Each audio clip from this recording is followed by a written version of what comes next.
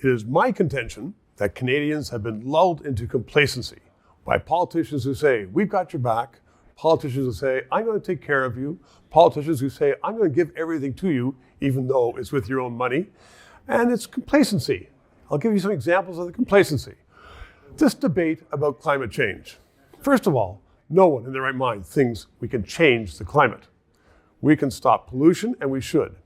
But the only answer you ever see in Canadian discussion is about putting a tax on carbon. And we're all paying a price for that now. The Prime Minister, war on climate change. I'm going to tax carbon. This is a tax.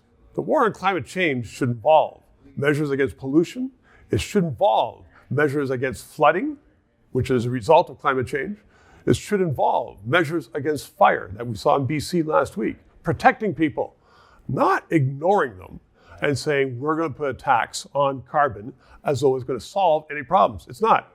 We've had experts on this station saying we can stop Canada right now, shut it down. It's not going to make one iota of difference to climate change. And the hubris that we can change climate in any event is laughable, it's risible. So another example of Canadians, Bill 96 in Quebec. It is law now, and it makes Quebec a unilingual, virtually sovereign nation.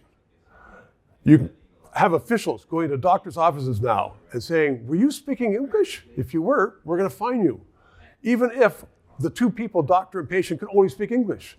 We have officials, no need for a court order, government officials going into businesses, going into private offices saying, was anybody here speaking English? We're going to fine you.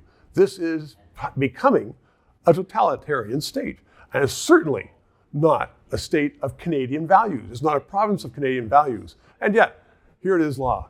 No one is debating it. When we had the debates on separation before, all of Canada was involved. When we had the debates on bilingualism, all of Canada was involved.